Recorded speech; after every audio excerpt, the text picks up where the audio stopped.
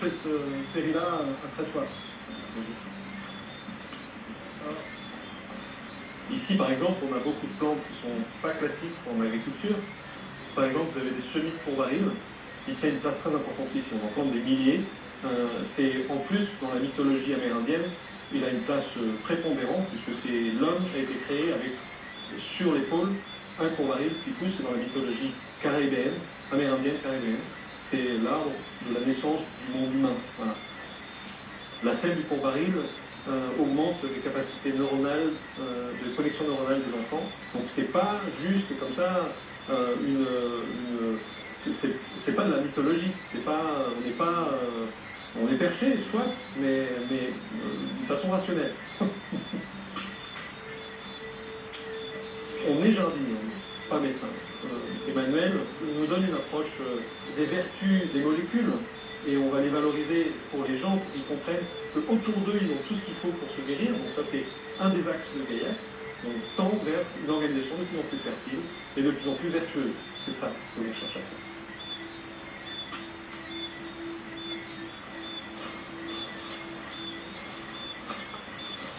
Donc évidemment, sur les tropiques, on a de la chance. Au bout de 3 années, on est des arbres de cette taille-là. C'est hors du commun. À côté, vous avez un arbre mythique, le fromager. C'est l'arbre des 7 divinités. Il a des vertus médicinales, des vertus de réparation environnementale, énergétique. Et c'est vraiment un arbre tout à fait exceptionnel. Le jardinage est un soin. C'est un soin pour l'âme, pour l'homme et pour la terre. C'est-à-dire qu'on est semeur-cueilleur, jardinier, depuis la nuit des temps. C'est notre fonction principale, depuis toujours. Donc quand on le fait, non seulement c'est la terre qui nous soigne, c'est plus la terre qui nous soigne en réalité que le contraire.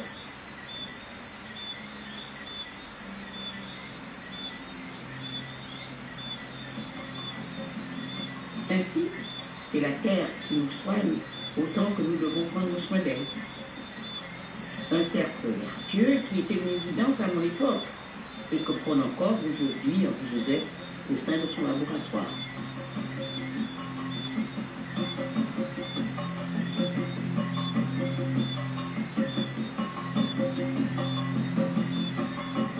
Nous sommes ici dans une unité d'agroforesterie et l'idée en fait c'était de refaire la forêt utile pour la production d'oléagineux. Les oléagineux, ce sont les plantes alliées. Comme nous sommes dans une politique de santé globale, on n'a pas fait de monoculture. Et ici, vous avez donc les galbas, des calebasses, des boucous à côté, du coco, des avocats. Tout le monde se porte bien, il y a à manger pour tout le monde.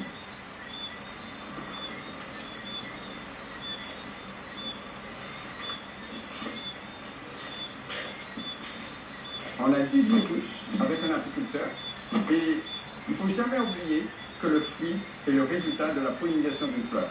Quand cette abeille s'est nourrie du pollen du galba, on a de petites roussettes des Antilles et leur plat préféré, ce sont ces fruits de galba et ils se nourrissent du péricarpe du fruit. Donc voilà, ils mangent et ils balancent, je mange, je balance, je mange, je balance, je mange, je balance. Et nous, on vient derrière, plutôt vocal, et on dit merci petit Roussette de nous avoir donné ce fruit. Tu as pris ta part, l'abeille a pris sa part, l'homme prend sa part.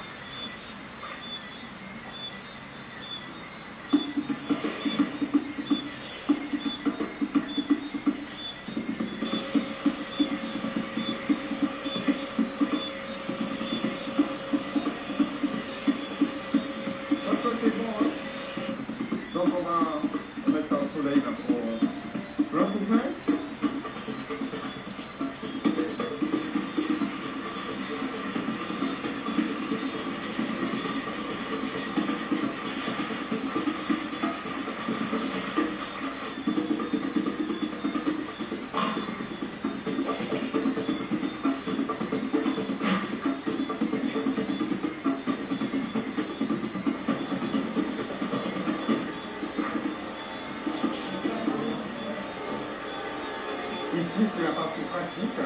d'extraction. Voilà, donc vous avez les graines qui sont déposées, ça passe dans la presse, l'huile sort d'un côté et le tourteau de l'autre.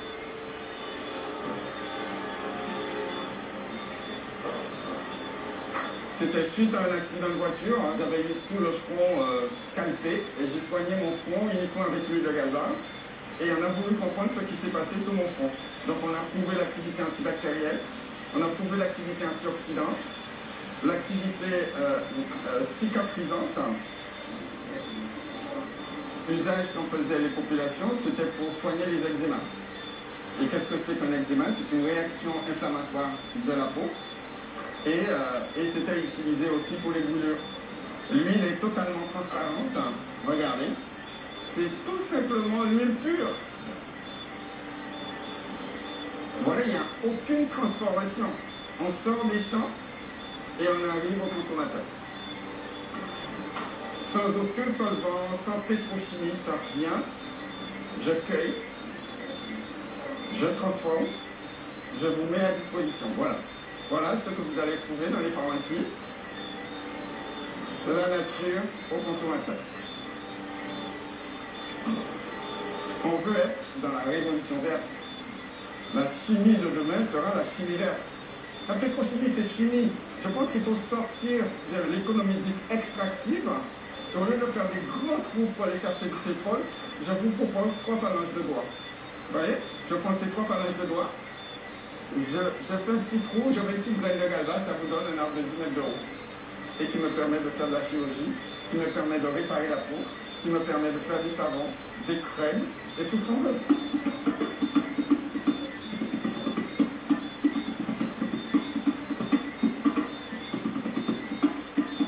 Paris ne s'est pas construit en un jour. Versailles, ben, ça date de Louis XIV. Les grands monuments, je n'ai pas ça, les grands monuments. Par contre, j'ai un savoir traditionnel. Les Caraïbes, on l'a vu, j'ai un savoir traditionnel des africaines, indiennes, c'est ça mon Versailles à moi. Vous êtes en Outre-mer, vous êtes là où il y a toutes les 80% de la biodiversité, c'est chez nous. Donc les richesses de la France de demain, c'est pas dans l'Hexagone, vous avez que 20%. Donc les richesses de la France de demain, c'est nous, à vous. On vous aide en fait, aidez-nous à vous aider.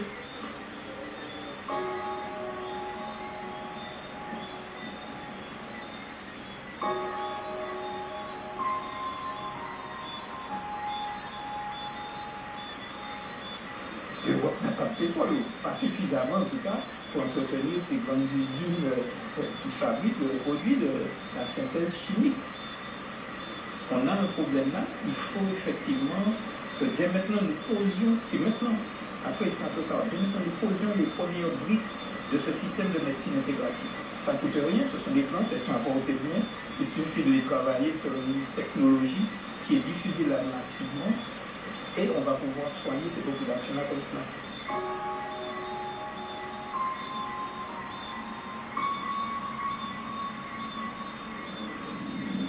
Nous sommes à 8000 km du Havre. C'est au Havre que part 100% des médicaments qui sont dans nos officines, et c'est du Havre que part aussi 80% de l'alimentation qui se trouve dans les hypermarchés. Imaginez qu'il y a une grosse crise de Covid, un gros cluster au Havre, et que personne ne peut plus sortir, tout le monde est confiné. Qu'est-ce que ça veut dire? Que les pharmacies sont vides? Que les hypermarchés sont vides? Ou on se dit qu'on a 625 plantes médicinales pour se soigner, on a 220 espèces comestibles, donc on va pouvoir manger local, on va pouvoir se soigner à partir du local, et sainement.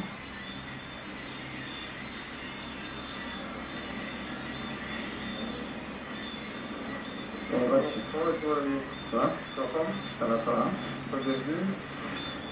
Par essence, normalement, quand on prend l'histoire de la pharmacie, les substances actives, les hommes les ont commencé par les trouver dans la nature et dans les plantes qui les ont trouvées. Donc la pharmacie, c'est fait avec les pharmacopées et les plantes. Donc il y a eu toute une époque où on a dénigné un petit peu ces traitements avec les plantes parce qu'il y a des solutions de l'industrie pharmaceutique qui avaient d'assez les sentiers.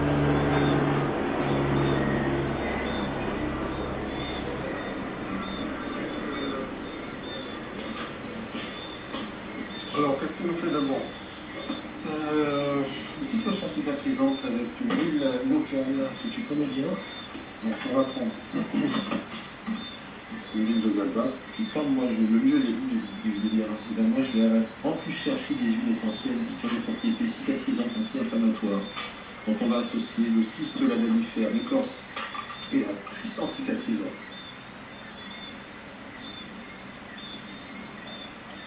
Voilà, tu sais quoi, je vais t'en fabriquer, puis tu pourras préparer l'huile de galba seule et l'huile de galba additionnée de... Je suis preneur, d'autant plus qu'on va travailler avec le CHU sur la cicatrisation.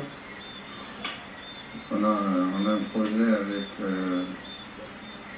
le service de diabétologie pour la cicatrisation des pieds des diabétiques pour éviter l'amputation.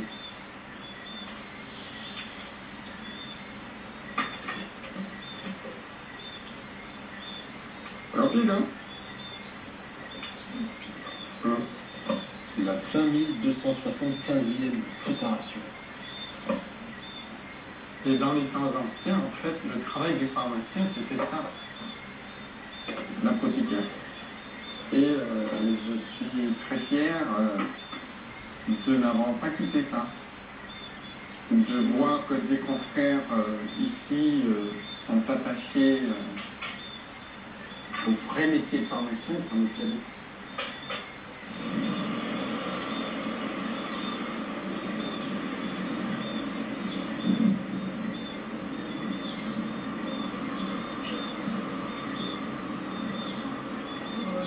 Ça va beaucoup mieux, monsieur Coquelin. Ouais. Et est-ce que ça n'annule pas quand... Non, aucune douleur du tout. Vous portez les chaussures de décharge tous les jours? Je commence à retourner dans le champ.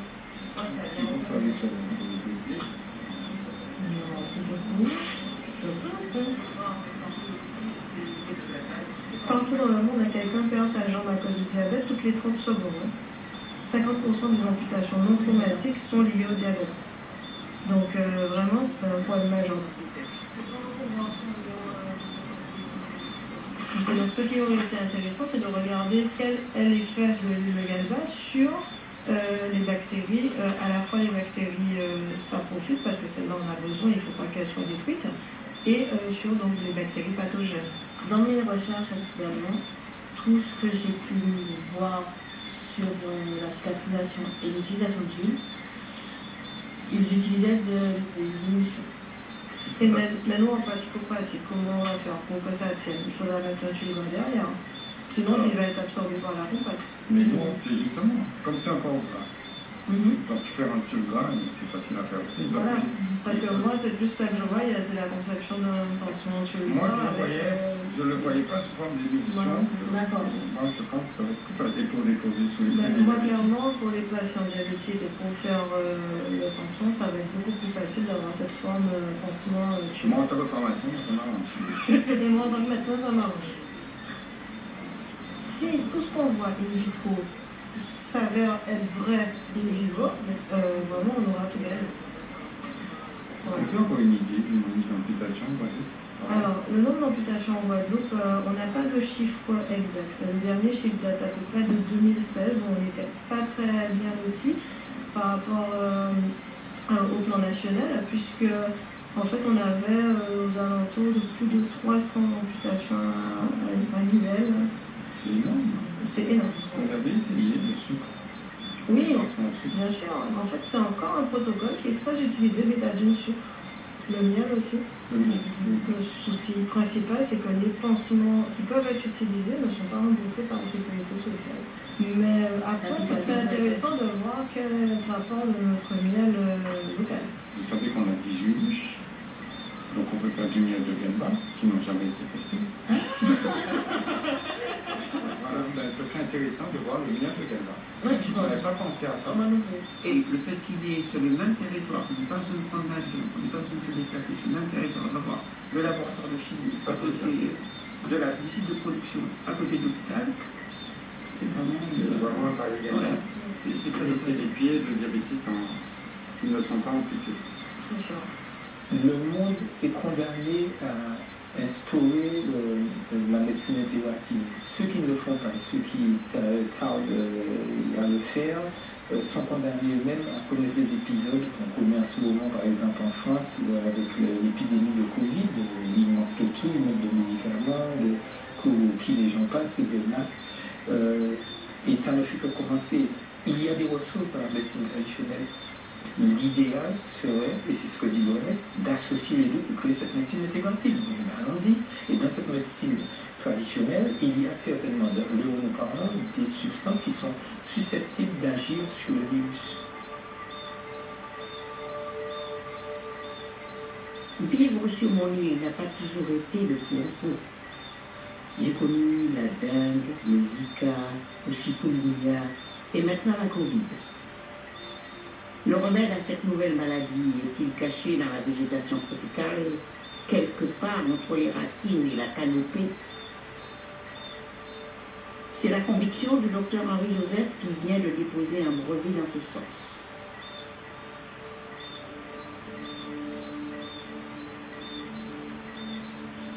Ici, en fait, vous avez l'Europique, qui est devenue célèbre. Et donc, c'est une plante qui est traditionnellement utilisée, en fait, pour soigner la grippe dans les Caraïbes. Et nous, à Phytobocas, on a étudié cette plante pour ses propriétés et nous avons démontré l'activité intéressante pour stimuler les défenses immunitaires. Et alors, sans vous dire sur cette fabrication, comment on passe de cette plante aux médicaments qu'on peut trouver en pharmacie? Ça va. Alors, vous entrez dans les secrets de fabrication. En fait, c'est un petit peu plus complexe que ça. Nous sommes partis de la tradition. Et la tradition, c'était une macération des feuilles d'endurum. Et nous, on a concentré les actifs par un procédé que je ne peux pas malheureusement vous dévoiler, et pour qu'il y ait beaucoup plus d'actifs, en fait, toujours en partant de ce principe traditionnel de l'extrait. C'est-à-dire qu'il y a beaucoup de gens qui essaient de faire des préparations, mais on n'arrive pas à regrouper les actifs. Et c'est l'amertume qui donne les mauvais effets.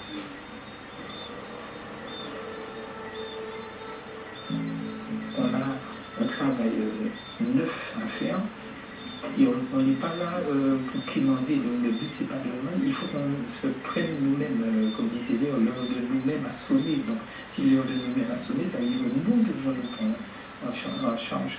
Nous sommes depuis longtemps mélange de monde, toujours comme disait Césaire. Maintenant, il faut que nous attrions dans le monde. Nous avons des choses à dire. Et ces choses-là à dire au monde, c'est justement à travers notre biodiversité qu'on peut le faire, à travers notre médecine traditionnelle et à travers les intégrations qu'elle est susceptible de fournir au monde. À l'heure où la planète est paralysée par une pandémie sortie des forêts de Chine, le médicament pour l'enrayer pourrait bien se trouver dans celle de nos îles. Du jardin de nos grands-mères jusqu'au futur hôpital de Pointe-à-Pitre dont l'ouverture est prévue en 2023, nos savoirs traditionnels continuent de se transmettre et de s'enrichir. Et si les remèdes rasiers d'hier contribuaient à inventer la médecine de demain?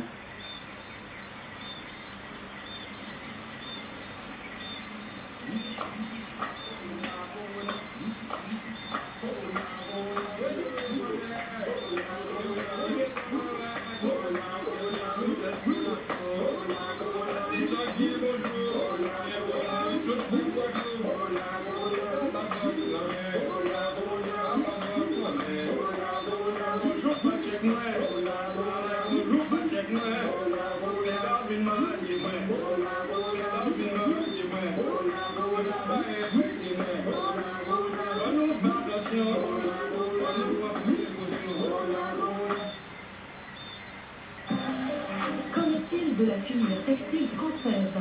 Le Covid pointe le fait qu'on n'est pas au niveau. Et si fabriquer des masques permettrait de faire renaître cette industrie? Tout de suite sur France 3.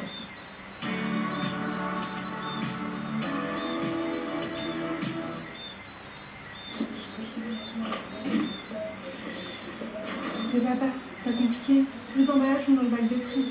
Tous les papiers, tous les emballages dans le bac de tri. Comme tous les papiers, les emballages, Dans le bac de tri. Tous nos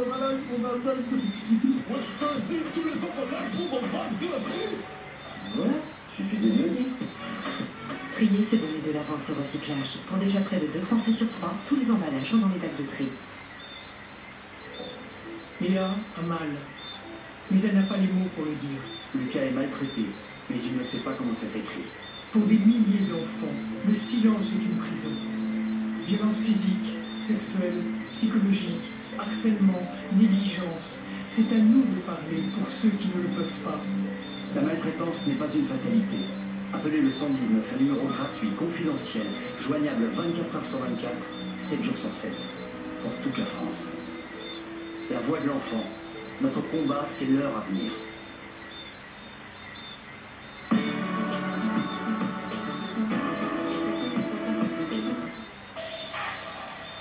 Ce programme sera diffusé en audio-description. Midi, demain sur France 3. Oui, allô, vous en êtes tous sur la salle de moi. C'est toi qui as récupéré la salle de papa. Quand 2 sœurs ennemies enquêtent ensemble, Non, c'est pas moi qui avais lancé ce nom à la presse. Hein. il y a risque d'explosion. Elles sont coriaces. Mais vous défendez qui, maître? Votre cliente ou monsieur Lartigue? Elles sont incontrôlables. Me régale. Ouais, c'est ça, régale-toi, ouais. Finalement, elles ont tout pour s'entendre. Quoi? Bah, avant, tu faisais les coups tordus en moi, et puis tu les fais avec ta sœur. Meurtre. Inédit. Face à face, les sœurs s'unissent face au crime. Demain à 21h10 sur France 3. L'intégralité de la série est disponible en avant-première sur salto.fr. Passez un moment perfecto devant la météo avec l'expresso broyeur DeLonghi. Du grain à la tasse, savourez le meilleur de l'expresso avec DeLonghi.